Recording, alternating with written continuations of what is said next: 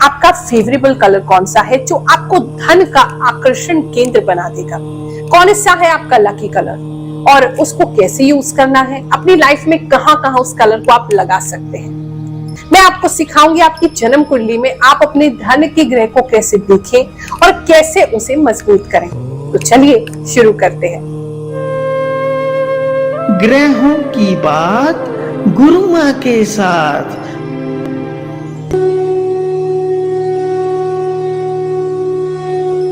आपका जो lucky colour है आपकी राशि के अनुसार अगर आप इसको यूज करते हैं और सही ढंग से यूज करते हैं तो ये डेली बेसिस पे आपको एक पॉजिटिव एनर्जी देता है। अगर आपकी राशि वृषभ राशि है यानी कि टॉरस राशि है या फिर आपके नाम का पहला अक्षर इन किसी अक्षरों में से प्रारंभ होता है, ऐसे में आपके लिए जो लकी और फेवरेबल कलर है वो है व्हाइट, वो भी प्योर व्हाइट जो स्पार्कलिंग व्हाइट होता है। आप उसे जितना अपनी लाइफ में यूज करेंगे आप धन के उतने बड़े आकर्षण केंद्र बनेंगे, चुंबक बनेंगे, मैग्नेट बनेंगे।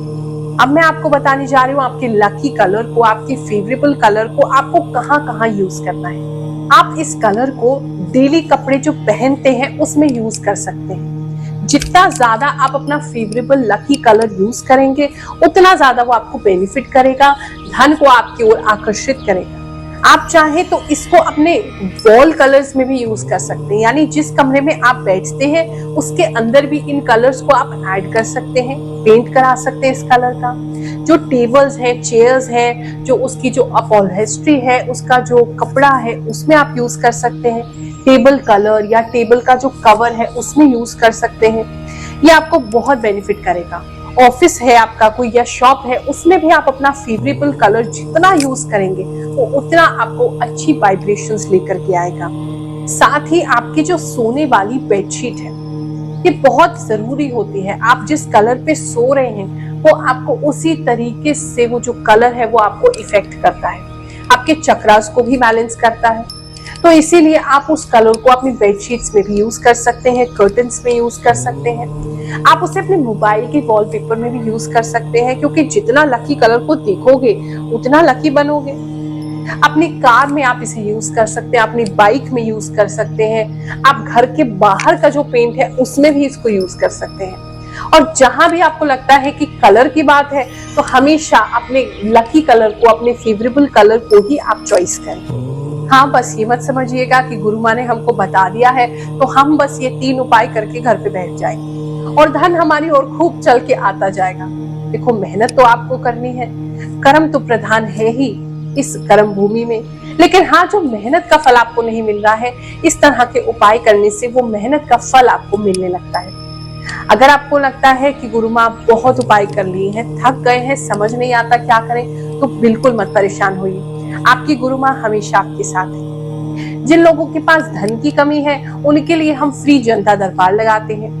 आप किसी भी गुरुवार सुबह 11 बजे से 2 बजे तक आकर के हमसे मुलाकात कर सकते हैं। 1 रुपया हम उसमें चार्ज नहीं करते हैं। आपको फ्री उपाय बताएंगे, आपकी कुंडली देखेंगे, आपको परामर्श देंगे। जिसकी कुंडली भी नहीं है उसकी फेस रीडिंग करेंगे, उसका चेहरा देख के उपाय बताएंगे। और प्रभु की कृपा है, हमारे गुरुदेव का आशीर्वाद है, अब तक जिसको भी उपाय बताए हैं उसको फलित भी होते हैं और सही भी सिद्ध होते हैं। अगर आपको धन की समस्या नहीं है, घर बैठे बैठे उपाय लेना चाहते हो, फिर भी चिंता मत करो। वीडियो कॉल अपॉइंटमेंट आप बुक करा सकते हैं। जो नंबर आपके पास हमारी संस्था के फ्लैश हो रहे हैं, हमारे मंदिर के फ्लैश हो रहे हैं, उस पर आप कॉल कीजिए और वहां से सारी इंफॉर्मेशन लेके आप ऑटोमेटिकली जो अपॉइंटमेंट है वीडियो कॉल का वो बुक कर सकते हैं। क्या लगता है आपको, उपाय काम करते हैं या आपको लगता है ये सारी चीजें सुपरस्टिशन है, अंधविश्वास है? तो चलो किसी से मिलवाती हूँ जिन्होंने उपाय किए हैं और उनको उसका प्रभाव भी महसूस हुआ है। उसके बाद आपको बताऊंगी कि अपनी जन्म कुंडली में ग्रह अपने धन वाले कैसे देखने। गुरु माँ जय शनिदेव। 2020 में मैंने आपसे कांटेक्ट किया था और आपने मुझे कुछ रत्न धारण करने के लिए दिए थे, जिनमें एक नीलम है, एक मूंगा है, एक अमेरिकन डायमंड है। तो इन रिंग्स को पहनने के बाद हाँ, कुछ पॉजिटिविटी मेरी लाइफ में आई थी। उस समय मैं एक कोर्ट केस में फंसा हुआ था और चांसेस बन रहे थे कि मैं अरेस्ट हो सकता था। अरेस्ट उस केस में, जो कि एक ऐसा केस था जिसमें फेक FIR दर्ज हुई थी। आपने बताया था कि अरेस्ट होने के चांसेस हैं, लेकिन आई थिंक आपने जो स्टोन्स पहनाए थे उनसे मैं अभी तक बचा हुआ हूँ। और 2020 में सभी के काम डाउन हो गए थे, लेकिन फॉर्चुनेटली हमारा जो बिज़नेस था कैरियर का, सप्लाई चेन मैनेजमेंट का, ये बहुत ज़्यादा बढ़ गया था, जिसकी वजह से मुझे बाकी लोगों की तरह काम नहीं छोड़ना पड़ा था। हमारा काम बढ़ गया था। 2020, 2021, 2022 में भी हमारा काम बढ़ा है, इंक्रीमेंट भी हुए हैं। तो इसके अलावा मैंने फ़िलहाल अभी एंसेस्ट्रल प्रॉपर्टी है एक, पिताजी की तरफ से मिली हुई है, वहाँ थोड़ा फ़ायदा हुआ है। थोड़ी सेविंग्स करके अपना खुद का एक छोटा सा कमरा बना लिया है, जिसको मैं कह सकता हूँ कि मेरा घर है। तो ये सभी मुझे लगता है आपकी ही कृपा से हुआ है। बहुत जरूरी बात जो आपको ध्यान में रखनी है वो है आपकी जन्म कुंडली के ग्रह। अब मैं आपको आपकी जन्म कुंडली देखना सिखाती हूँ, जिसमें आप अपने धन की स्थिति को समझ सकते हैं। आप सबके पास अपनी जन्म कुंडली तो होगी ही, तो जो उसका लगन चार्ट होता है, जहां पे लगन लिखा होगा, वो जो पहला टेबा होता है उसको खोल लीजिए। अब इसमें आपने 3 ग्रहों को देखना है, क्योंकि धन संबंधी 3 ग्रह जीवन में बहुत जरूरी होते हैं। सबसे पहला है शुक्र। शुक्र ग्रह अगर व्यक्ति का अच्छा है तो उसको धन की कमी नहीं होती है, उसके पास हर सुख सुविधा होती है, उसको कहीं से भी एक लग्जूरियस लाइफ मिल जाएगी।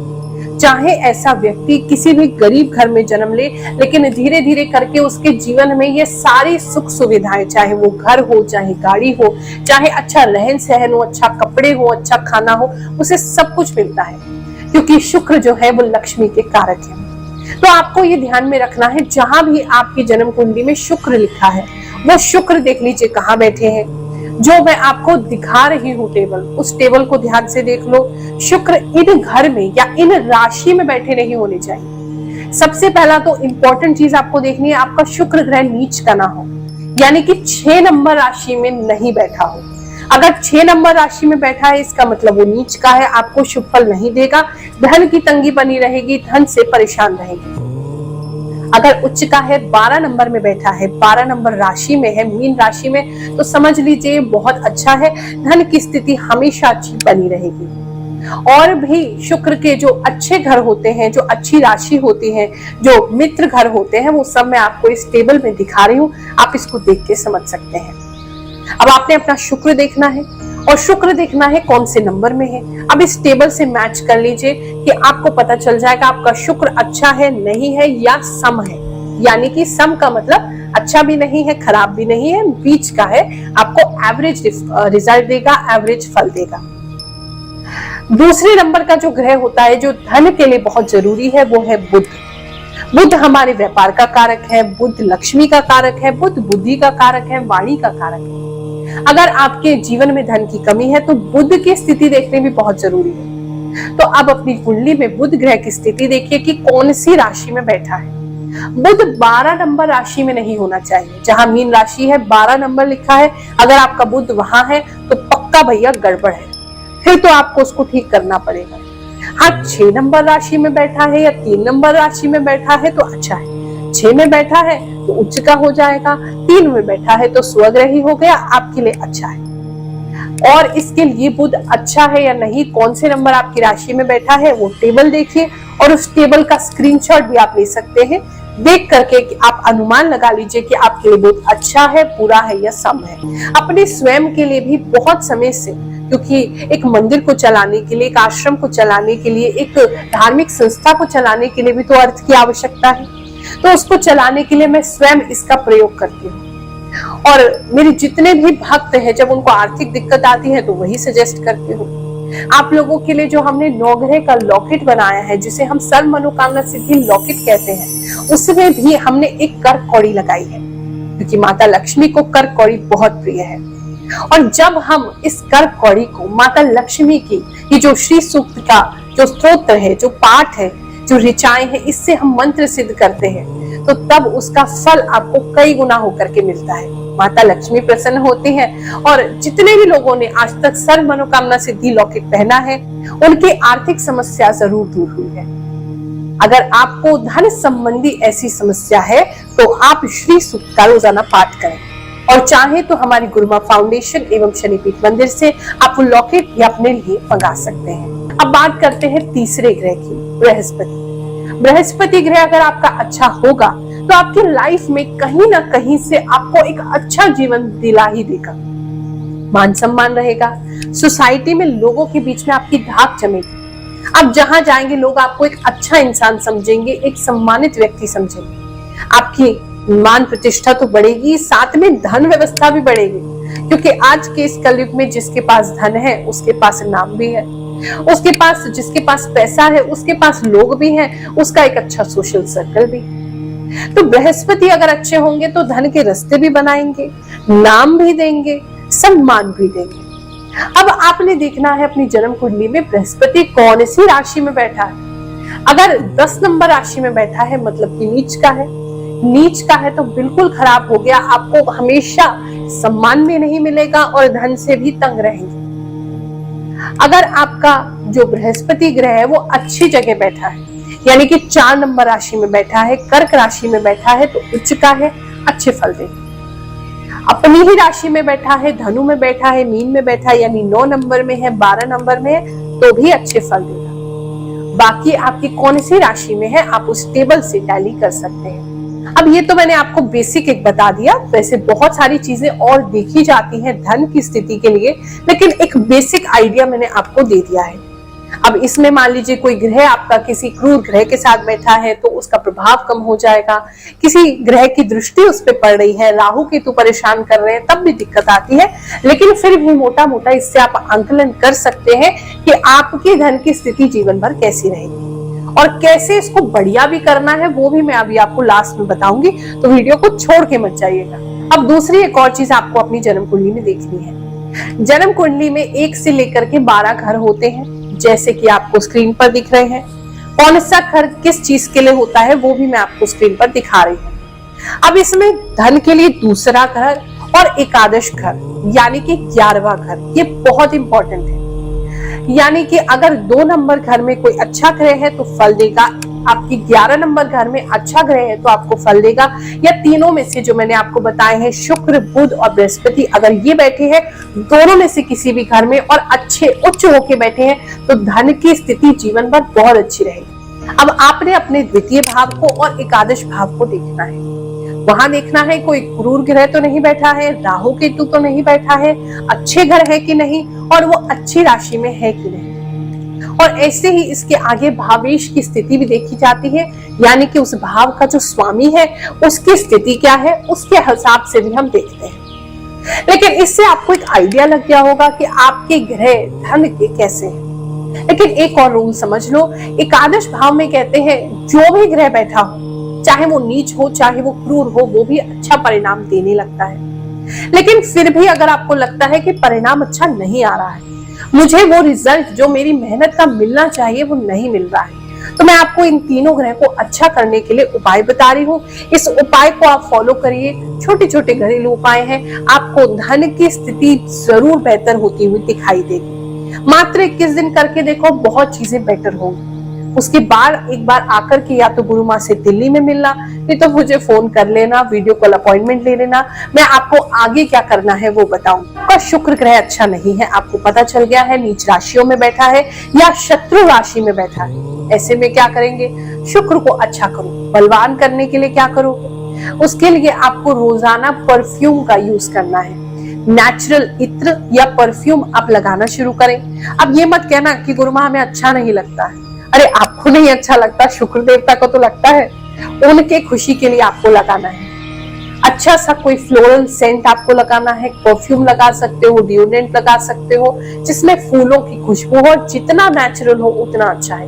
इत्र भी आप प्रयोग कर सकते हो या अपनी राशि अनुसार भी आप परफ्यूम का यूज कर सकते हैं। वो मैं आपको आने वाली कुछ वीडियोस में आपको कौन सा फेवरेबल आपके लिए परफ्यूम है आपकी राशि के हिसाब से वो बताऊंगी।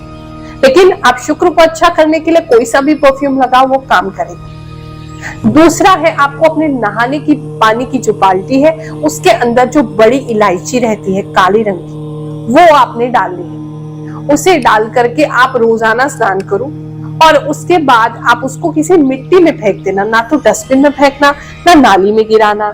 आप उस इलायची को मिट्टी में या तो गाड़ दीजिए, गाड़ नहीं सकते हैं तो मिट्टी में आप डाल दीजिए, रख दीजिए, फेंक दीजिए, लेकिन डस्टबिन या नाली में मत फेंकना।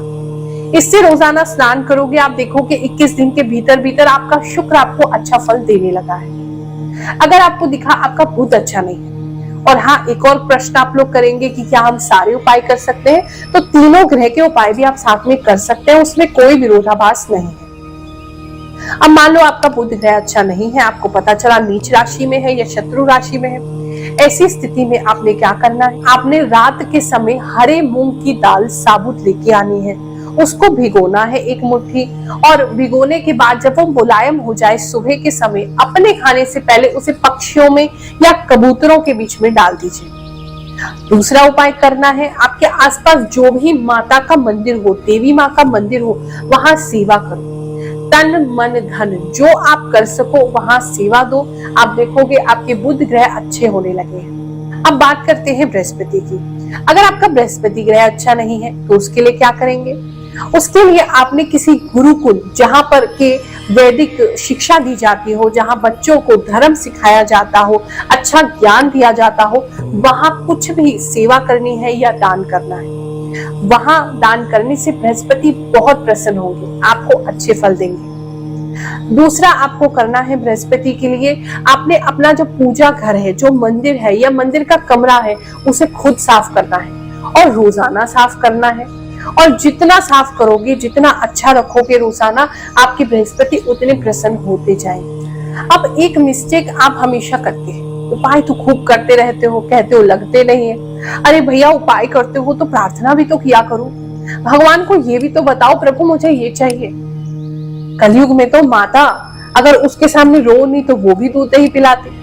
तो आपको अपने परम पिता परमेश्वर, अपने ईश्वर, अपने देवता को बताना तो पड़ेगा कि प्रभु इस हेतु हम ये उपाय कर रहे हैं। तो आप सभी उपाय करते समय प्रार्थना अवश्य करें अपने इष्ट से, उस देवी देवता से जिसके लिए आप कर रहे हैं, उनसे प्रार्थना करोगे। वो प्रार्थना में इतनी शक्ति, इतना भाव होता है कि वो उन तक जरूर पहुंचेगा और वो विवश हो जाएंगे कि वो आपको फल देंगे। आज के लिए यही समाप्त करते हैं। ये जो उपाय बताए हैं इसको जरूर आजमाएं और फिर देखें सनातन हिंदू धर्म में कितनी शक्ति है। जय शनिदेव, जय श्री कृष्ण।